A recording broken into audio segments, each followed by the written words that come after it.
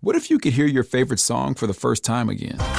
Introducing the all-new, reimagined Nissan Kicks. With an available Bose Personal Plus sound system that uses speakers in the headrest to create a 360-degree listening experience.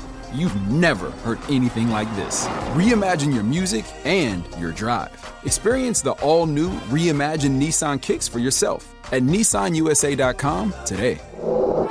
Available feature. Bose is a registered trademark of the Bose Corporation. Hey, it's Austin James. If you're like me, trying to live your best life while living with diabetes, you can relate to worrying if you're doing a good job managing your diabetes. I use the Freestyle Libre 3 Plus sensor to get real-time glucose readings and see the impact of every meal and activity to make better decisions. The Freestyle Libre 3 Plus sensor can help me live life with diabetes on my own terms, and it gives me more time for the things I love, like being a dad and a musician. Now this is progress. Learn more at freestylelibre.us. For prescription only. Safety info found at freestylelibre.us.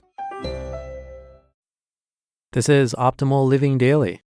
Learn from loneliness and give yourself permission to breathe. Both by Ali Cornish of Everthrive.org. And I'm Justin Malik, the guy that reads to you every single day of the year, including weekends and holidays, to help you live a more meaningful and positive life. 2 posts today. So let's get right to them as we optimize your life. Learn from Loneliness by Ali Cornish of Everthrive.org. Do you like to be alone? Oftentimes I do. When I'm alone, I'm at ease. In my solitude, I'm free to be my authentic self. And even though I could just be comfortably hanging out in my living room, I feel like I'm away from the constraints of society. When we are comfortable and happy in our aloneness, we can use the situation to reflect on life and use it as an opportunity to experience growth. However, many people aren't happy being alone. Instead of feeling alone, they feel lonely.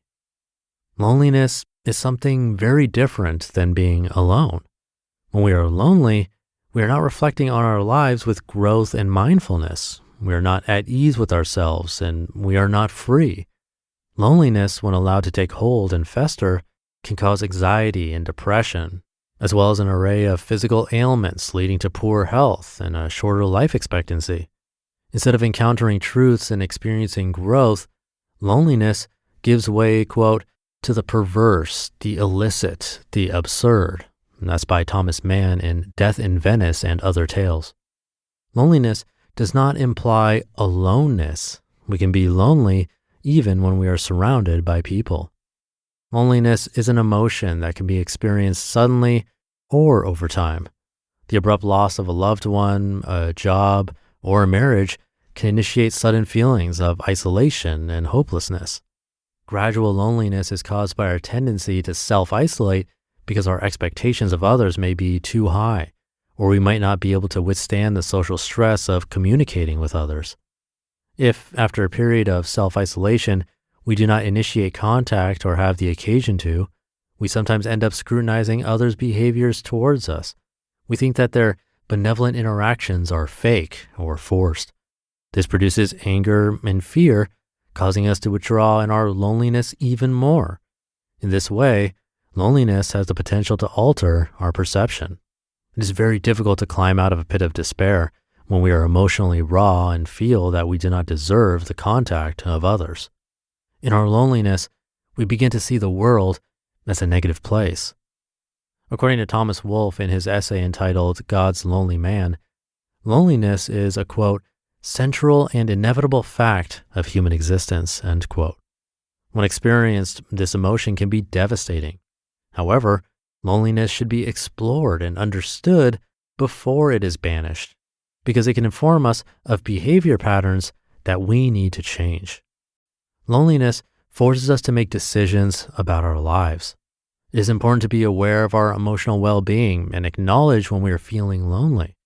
In order to stop our descent into the abyss of loneliness, we have to understand that change needs to occur. Loneliness should be explored and understood. We owe it to ourselves to take action when we feel cast aside or unnecessarily isolated, even when we are surrounded by people.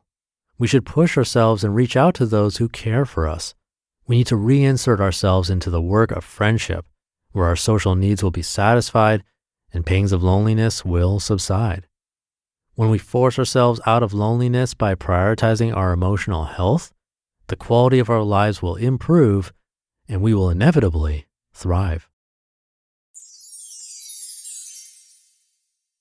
Give yourself permission to breathe by Ali Cornish of Everthrive.org. Has anyone ever told you just to slow down and take a breath? How did it make you feel? Depending on your outlook, maybe you reacted with confusion or frustration. You breathe all day, you'd be dead if you weren't breathing. Why is this person telling me to breathe? That's dumb. Or maybe you paused and really thought about the advice. Sure, I breathe, but I'm rarely aware of how I'm breathing, since my awareness is acutely focused on other things. Like everyone else, I'm sometimes anxious. I often stress about work tasks, my to-do lists, and infinite personal and family obligations. Provoked by the constraints of an average workday, I often stress about my productivity. I'm always tormented by the lure of technology and the seemingly urgent notifications of my iPhone. All this builds up and creates anxiety. Research shows that anxiety can restrict our breathing, leading us to take quicker, shallow breaths, resulting in limited oxygen absorption and a spike in blood pressure. Cortisol levels increase, leading to restricted circulation and decreased immunity. In searching for quick fixes, I've found that meditative practices such as yoga can lower anxiety levels. I've belonged to at least 3 yoga studios in the last 15 years. Each time I tried yoga, I was initially open to it.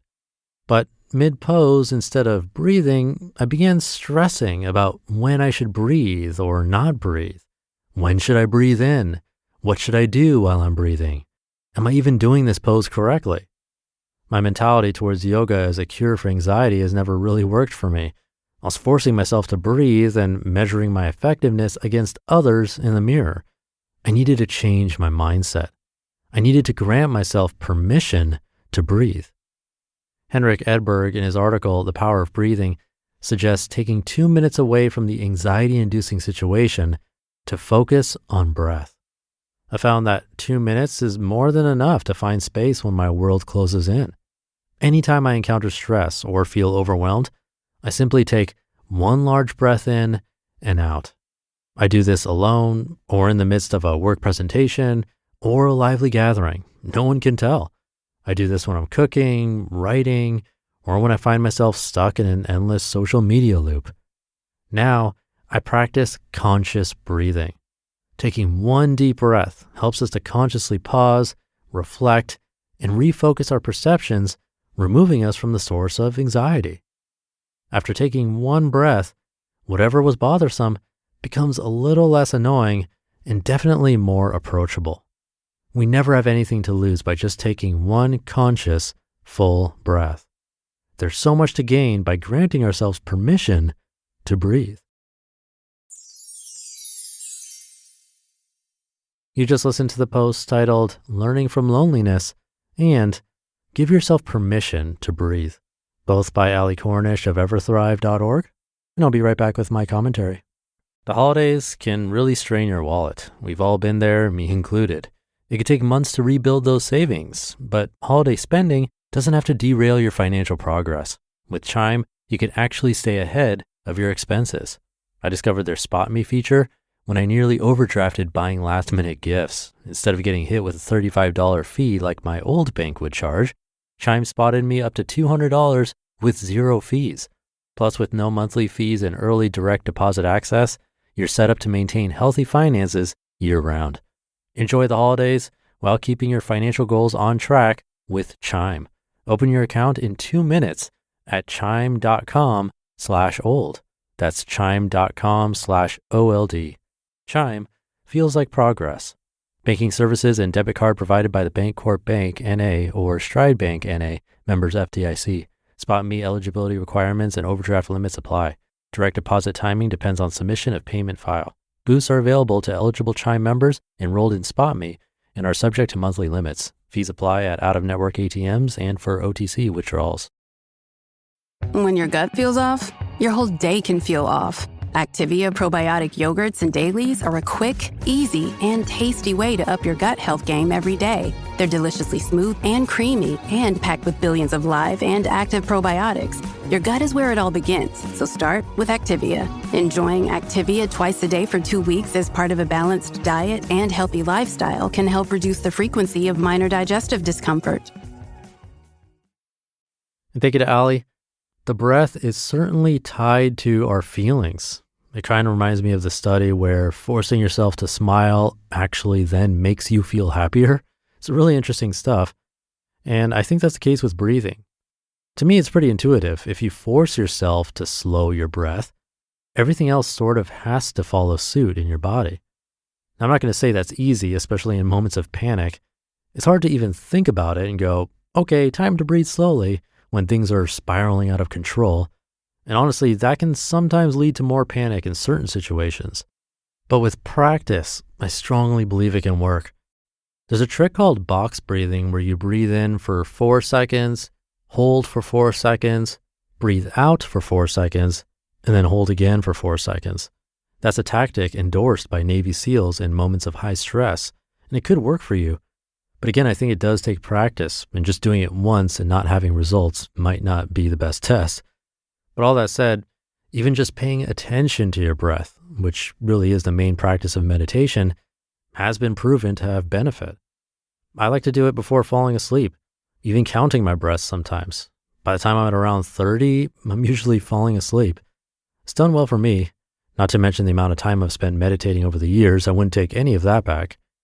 So I'd agree and say that if you have a moment today, check on that breath, take some deep breaths or even just one like she mentioned in this article, and then see how you feel. Have a great day and week full of deep breaths, and I'll be back tomorrow for the Friday show where your optimal life awaits.